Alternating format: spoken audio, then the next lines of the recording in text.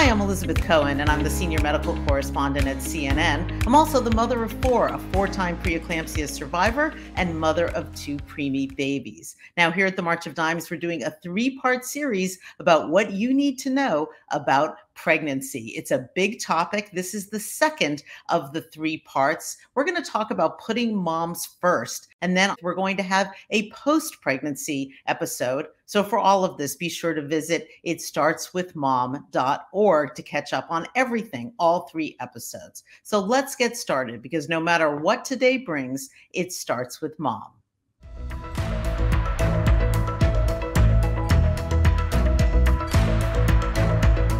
I learned pretty quickly when I was in the hospital that, you can have a birth plan and you can have all these things filed away, but it rarely ends up going to plan. Things escalated very quickly and the doctors had to come in and perform an emergency C-section. Thankfully, everything went smoothly. It was a really heavy moment. And happy Mama's Day. Every day is Mama's Day. Don't forget that. The first thing you should know is how important it is to have a community. Communities, support are so important, and it all starts with mom. And that's what the March of Dimes does every day, is try to support women and families through pregnancies and when they have their babies. And so I have three wonderful women on this panel with me, and I'm going to introduce them. First, Stacey Skrysak. So Stacey, like me, is a TV journalist in Illinois, but she's also a mother of four, and she has become an advocate for pregnant women and for people with new babies. We'll also be speaking with Kaytee Crawford. Kaytee is a certified birth and postpartum doula, a lactation consultant, a craniosacral therapist, and she supports families in pregnancy, birth, and postpartum. She is a future IBCLC. She's passionate about sharing her experiences in pregnancy and as a Black woman and a person living in a larger body in order to create safer, trauma-free experiences for everyone. And Kaytee is the mother of four boys. I'm the mother of four girls. So we'll get together later and compare notes and see what those different experiences look like. Also thrilled to have with us Dr. Elizabeth Cherot. She is the Senior Vice President and Chief Medical and Health Officer at the March of Dimes. She is an obstetrician, a fellow of the American College of Obstetricians and Gynecologists. She's been delivering babies for nearly 30 years, and she's managed various maternal health initiatives. Before she came to the March of Dimes, she was the Chief Medical Officer for Axia Women's Health, which is one of the largest women's health groups in the United States. And she oversaw 2,500 colleagues, 500 providers, and 200 patient care centers across 5 states. So I am so glad to be with all of you. And we are going to talk about what people need to know when they're thinking about pregnancy. I want to start, since you're all moms, how do you remember finding out that you were pregnant and that first trimester? Can you talk about what that felt like? Let's start with you, Kaytee. Yeah, I was 22, I think, when I got pregnant with my first. He's our honeymoon baby, so we had him 9 months after we got married. But I had hyperemesis with all of my pregnancies. And so with all my pregnancies, I was sick the whole time, but the first trimester was really rough. And so I don't think it was really joyful for me like it is for some people, like the exciting news. I was just trying to survive and not, I was bedridden for a long time. And so, but I do remember calling my best friend first because my husband wouldn't answer the phone. So it's like the funny story of like my best friend found out before my husband. But I wish it had been more joyful, I think. Just like more exciting instead of just feeling really, really terrible the whole time. Great. I know a lot of women suffer from that, and it does not sound like fun at all. No question. We can maybe talk about some solutions for that, or some ways to deal with it.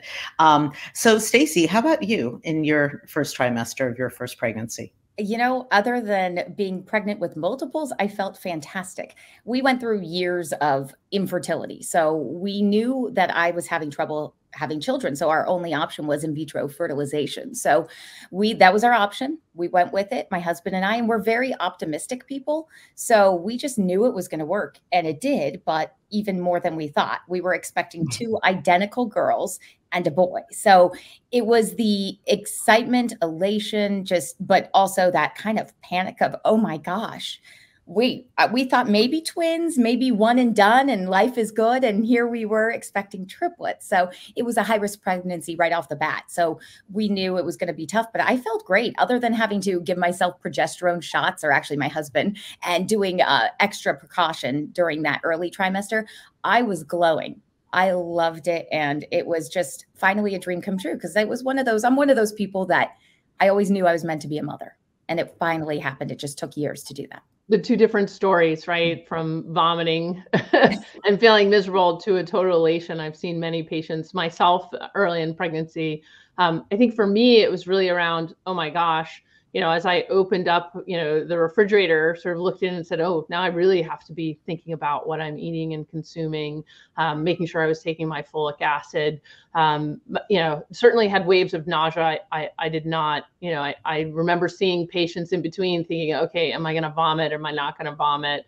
But making sure that I was really thinking about sort of the health in a completely different way than I had before. It wasn't just like exercise and, let me pop open the soda and grab something to eat between a patient. It was really thinking about, now I need to take care of myself. I need to make sure that I'm healthy and that I'm consuming my prenatal vitamin on a regular basis, and thinking about sort of, all the trajectories of where things would go. But interesting between the 2 of you having, feeling fabulous versus feeling pretty miserable. And I think that's pretty typical in the very beginning of pregnancy. Some people do very well and others do not. And some people really have to slow down and think about, how can they avoid the vomiting? And that's really talking to their provider. And there are different tricks, everything from wristbands to medication. And it just depends on how severe it can be. Kaytee's story reminded me of something just now. When I was pregnant with my first, at 6 weeks, I was feeling great, no morning sickness whatsoever. And I said to myself, wow, those other women, what are they complaining about? There's no such thing as morning sickness. I'm amazing. And I woke up the next morning and Mother Nature exacted her revenge on me. We'll just say that.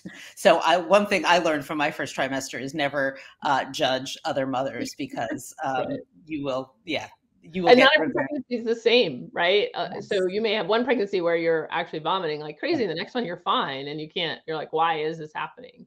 And that we don't really know, right? And so I think it's, and you hear stories about different things, so it can differ, really can.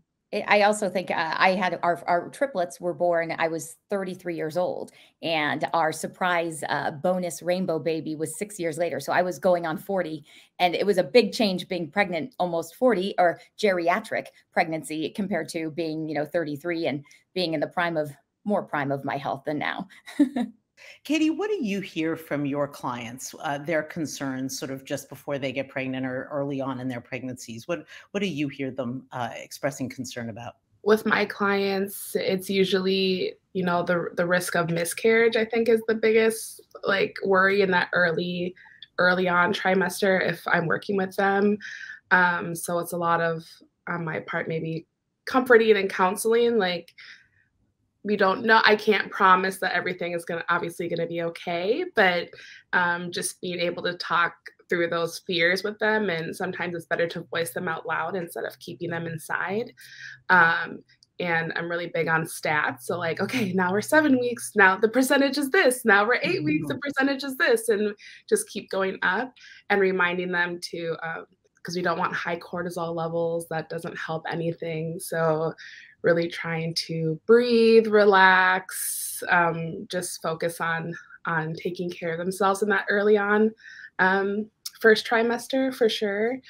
And then probably the next is, I think a lot of people focus on getting pregnant, or maybe not. And then at least for me, as soon as I was pregnant, I was like, how am I getting this baby out again? How does this work? It has to leave my body now. So also I think that's okay, so how does this work? What are we doing? And talking through that as well. Stacey, given all the experiences that you've had as a mom, when you talk to women about being empowered pregnant women, sort of what do you tell them to do and to look out for? I think I always go with optimistic. That's kind of my key word. Things happen that are out of your hands, and that was in my case. We couldn't, we did everything right. I exercised, I ate correctly, I did everything by the book, and things still went wrong. And that was out of our hands. So it was just kind of looking at the glass half full and knowing that you can get through. I talk to a lot of women who have gone through a loss, whether it's miscarriage, stillbirth, or an infant loss. And the fear of pregnancy after loss is so high. And that was a reason why we never planned on having any more children, because I never thought I could physically, mentally go through that again. And I didn't want to put my husband through that again. But you have to sometimes overcome your fears. And that's what I talk to a lot of women about, and share that, you can celebrate the little milestones. So that's what we do when we can get through, as Kaytee mentioned, each week, the percentage of getting past, a certain stage of, okay, the risk of miscarriage is lower at this point. Or for me, getting to past the day that I delivered my children at 22 weeks gestation, and knowing that, we had a better chance. And it's also, though, talking to your doctors and making sure that you have that relationship with them, because I had a very close relationship with my doctors, my OBs and our MFM, the maternal fetal medicine. So they were able to really help me and guide me, but also kind of calm me down because they've seen this before. So, and reassure me. I love the statistics, Kaytee, because that is something I talk about quite a bit. I think patients who aren't feeling pregnant, sort of that anxiety starts to really hype. So I resonate with that, and trying to wrap around some kind of number, but then also focusing on how do you de-escalate that anxiety and different, ways of doing that. And then, Stacey, I think really talking about what's happening, or how, being optimistic and showing that is really important. And I try and focus on the health of how, the patient is doing, and things to start focusing on, to think about for the future. So it is about delivery, but which is long, away, is what do we need to get through before then, and start focusing on really the health in the beginning. And so if there's chronic conditions or things to avoid, like alcohol or marijuana, really talking about sort of what everyone is, that patient in particular is consuming or not consuming, and really focusing on how to focus towards a healthy pregnancy. And that there's a lot of things that are out of your control, but there's some things you can control. So let's focus on those. And to really guide a patient really early on, and to ask the questions, I think are really important. So May is Preeclampsia Awareness Month. Yeah. And cardiovascular disease is the leading cause of complications for moms, especially for women of color. What do moms need to know? There's, first of all, thank you for bringing this up, because it's really important. Preeclampsia is something that usually develops really late second into third trimester. And it's a condition with high blood pressure, as well as usually swelling, sometimes headaches, visual changes, as well as sometimes nausea and vomiting that is, not your typical, and your headache is not your typical either. So you start to feel unwell. There are rare circumstances that you don't. But it's important to check in with your physician, ask those questions, or your midwife or your doula, Kaytee, because I think that can be a huge advocate to really go over what can be normal, what can't be, and to know these signs or symptoms so that you get care sooner. And it can be overwhelming, because you start feeling, maybe you don't feel unwell, but all of a sudden you pivot from very normal pregnancy that you think will go full term to now you have a very acute situation that can be overwhelming for moms. And so one of the things is understanding those signs and symptoms, and then realizing if that does happen, there's tons of support out there, whether it's on the March of Dimes website, whether it's talking to your doula, your provider, because those it can be really acute when you think you're going for a very normal outcome that all of a sudden either has to be delivered preterm, or and mom can get sick. And it's really important to identify those and be aware of all of the possibilities. I'm going to use myself as an example of what not to do. When I was 31 weeks pregnant, I felt horrible. And I remember sitting in my office and feeling so sick that I just started to cry. And there were other women in the office, and they consoled me. They were all moms. And they said, "It's Atlanta. you're, 8 weeks pregnant, it's hot, it's August, don't worry about it. This happened to all of us. So I can see your face, right? So I, and I understand, and they were very well-meaning and they didn't want to worry me, but I must say that now when a pregnant woman who I know does not feel well, I say, go see your doctor. Nothing bad will come of it. There is nothing bad is going to happen if you contact your doctor, your nurse, your doula, somebody, because most women, thank goodness, have normal pregnancies. So all the women around me had normal pregnancies. So for them, it was just, it's August, it's hot, it's Atlanta. People don't realize that there are these exceptions to the rule. I think that's really important, that you start to feel not well. And that is the majority of the time. You think something isn't right and you're just wondering if it's, is it emotions? Is it anxiety? Where is this going? And you need to reach out. And sometimes I think people don't feel the trust maybe of their provider, and so I do think a doula, and Kaytee, I'd love to hear your thoughts on this. I think a doula is an incredible advocate for patients to go to, and to have really a voice within the healthcare system, but also, it's a partner, right? That knows how to navigate the system. And I see it as a great solution to some of the health equity outcomes that we are having in this country, that are devastating. And so I'd love to hear your thoughts about that.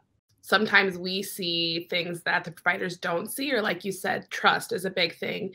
And so one of the things I talk with my clients in the beginning is like making sure they have a provider that they really trust, because they want to be heard. And especially for a lot of my Black clients, that can also be a really big fear of theirs, is that they're not going to be heard, that something bad is going to happen to them just because of what is happening in the world, right?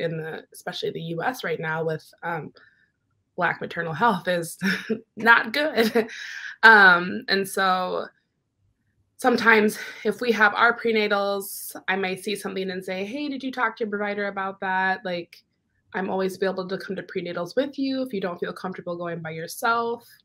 And then in the hospital setting, I'm that, sometimes third or second set of eyes for the family that is seeing what's going on and just wanting to make sure that they feel heard and seen in that setting.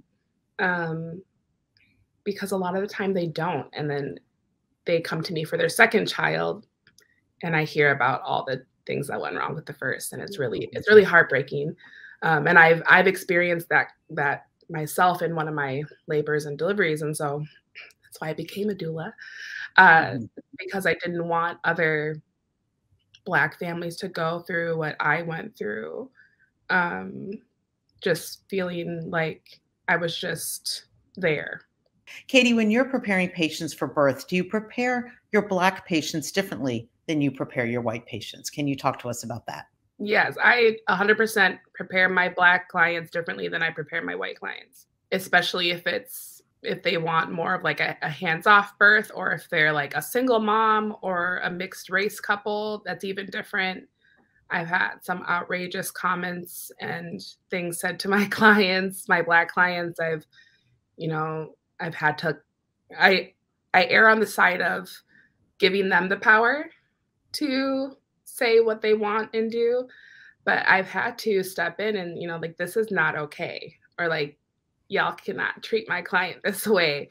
And I'm much more fine with putting myself in the line of fire than them.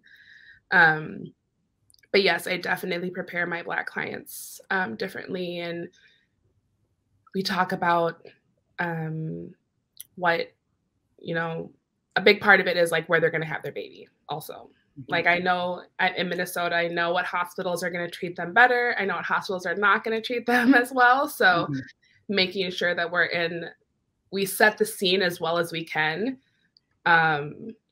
to hopefully have a better chance at those, birth outcomes. And also just reminding them, like, there's no such thing as too much information. Like, please tell me all the things, tell the hospital all the things. If they're not listening to you, call me. I'm coming back up there. Like, we're writing people's names down. I have a very no nonsense attitude when it comes to just like the bare necessities of treating my clients with respect. And that goes for all my clients, but especially my Black clients. Stacey, you mentioned that when you were on bed rest, that the March of Dimes resources were very important to you. Can you talk a bit about what those resources were and how you used them? Yeah, as a first-time parent, we knew that we were going to experience the neonatal intensive care unit, where the sickest babies go when they need some additional help, and we knew that was going to be our case. Once we were in the hospital on bed rest, I had an emergency surgery at 18 weeks called a cerclage, because one of a baby B, our Abby, my first born. She was coming out, and they were able to stitch up and keep me pregnant, which was a miracle in itself. So we started this long, several week process of being on bed rest. So I utilized March of Dimes website, and I could also not only see the research that was being done on preemies and micro preemies. It just opened my eyes, because I swore I would never be that Google person. And I didn't. Even through our NICU experience, I never once Googled every medical term that the doctors mentioned to us, because while I am there to advocate for my children, which my husband and I did, we also had great trust in them, because we had a good line of communication, and they were very helpful in explaining everything that was happening during my pregnancy and beyond. So I think that for us, it was each week of gestation, what to expect as you get to 23 weeks, what your baby, not just, what you see in the books of the size of the baby, but how developed they are. I knew that at 22 weeks or almost 23 weeks, I could get steroids, and that would help the lung development for preemies, for these tiny babies. And I believe in our doctors as well. That's why our surviving triplet is here. I was able to get a steroid shot and 2 sets at 22 weeks, 5 days, 22 weeks, 6 days, right there at that edge of 23 weeks. And my daughter, she's on swim team now. So you would never know that she had extremely weak lungs. So it was those types of resources, and seeing that, and just, I had endless hours. And rather than think about woe is me and what could happen, or think that my babies are going to die, that they're not going to, there's no chance. I had that glimmer of hope. And that's what March of Dimes gave me. And reading those different research and what they do, it helped me. And that's why even to this day, we love supporting March of Dimes, because they help so many families like myself, but they also give a lot of hope in the research. I mean, they have made big strides in the preemie world. Mm-hmm. Yeah. Dr. Cherot, when patients come to you, it seems like there's always balance between, you want to be educated as a pregnant woman, you want to learn what you can. On the other hand, you don't want to make yourself crazy and think that you have every pregnancy complication that ever existed. How do you help pregnant people sort of work through that balance? Sure. I always think of the first time pregnant mom has, this wide lens, right, that they're looking through, saying, I haven't experienced this before. And I mentioned earlier that every pregnancy is different. So there may be different experiences with, I've had, a patient that I've taken all 4 of her pregnancies and had horrific asthma, and no symptoms in her first 3 pregnancies, but her 4th was, hospital, ended up in the ICU, and wasn't really asking the questions about her symptoms at that time. And I remember looking at her straight, in the emergency room, admitting her, saying, we talked about this, like there are, right? And she's like, we only talked about it in my first pregnancy. So, shame on me for not really elevating some of those conversations, but also empowering women to ask those questions is really important. But you're absolutely right. I think pregnancy can be anxiety provoking, especially today. And I do think it's really important to talk about the white experience and the Black experience are different. And which Kaytee highlighted, I think if we're not talking that those experiences are different, that we're not really talking about women's health altogether. And so as I talk to patients, it's really what are the things that bother you the most? What are your biggest concerns? What is it about, is it about just delivery, or is it that, your mom is telling you something, or your aunt is telling you something? Let's hear it. And really have an open discussion about what those concerns can be. And then when I have some who just say, everything's great, I'm out the door. Okay, that's an opportunity to let's pick a subject. Whether it's breastfeeding, whether it's about C-section, whether it's about vaginal delivery, whether it's about all the physical changes that you're about to go through in that last trimester, can be overwhelming. I think it's really important to have that time to really talk about it. at each of those visits. And so you have to look at a woman individually, but also where she's coming from and her background. I think those are all the important things to bring up. And I also think you have to have a safe space to have a conversation so that women can actually ask a question. They should feel empowered to ask questions about themselves and about their process and about their, their anxieties. Let's finish up with you, Dr. Cherot. You're, an OBGYN, so you know everything there is to know about pregnancy. But when you were pregnant your first time, or I guess I should say through your pregnancies, did you learn something that you didn't learn in your training? And what was that? What would you want to pass on?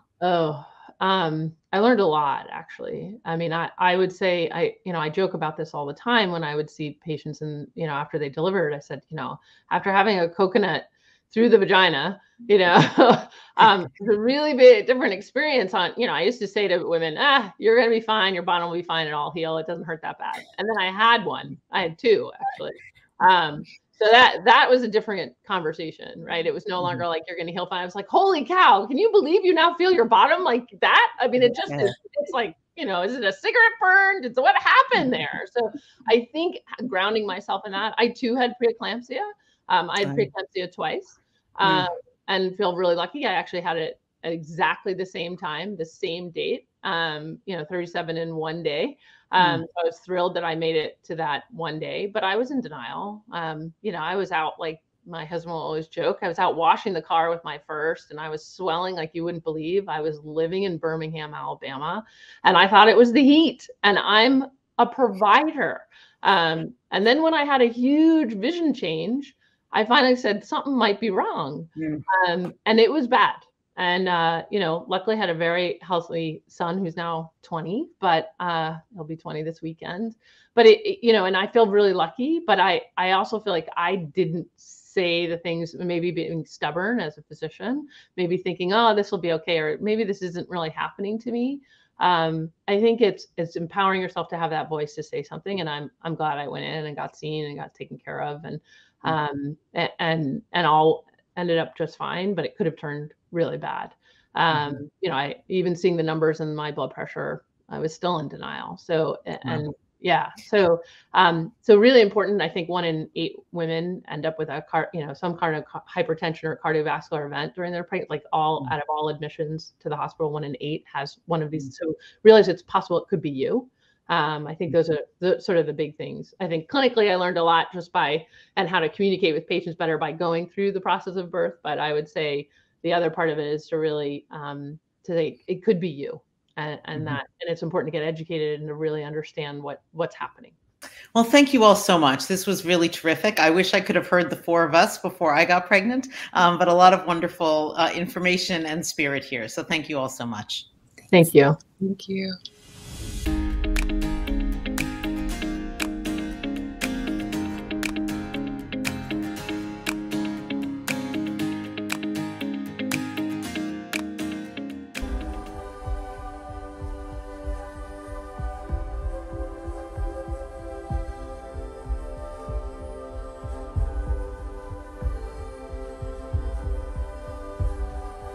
Today we have a fantastic community baby shower. It's been a wonderful partnership with March of Dimes. We are looking to have moms that are pregnant and moms that have babies under 1 come and gather all the things that they need to make sure that you have a happy, healthy baby. We were giving out car seats, diapers, pack and plays, sleepers. I didn't know anything about car seats. It showed me how to install the car seat and the safest way to put the baby in. I have a child with Down syndrome, and I know that when I needed it most, there were agencies there that helped me. I kind of represent the young moms that come in, so I tell them about what it is like from my perspective, and then I connect them to the people that can help them, really. We had a family that came up to me as they were walking out crying. They were expecting twins, and he didn't know how they were going to pay for everything that they needed. And because we were here today, they're a lot more comfortable with having these twins come. So I say that what we did today was life-changing.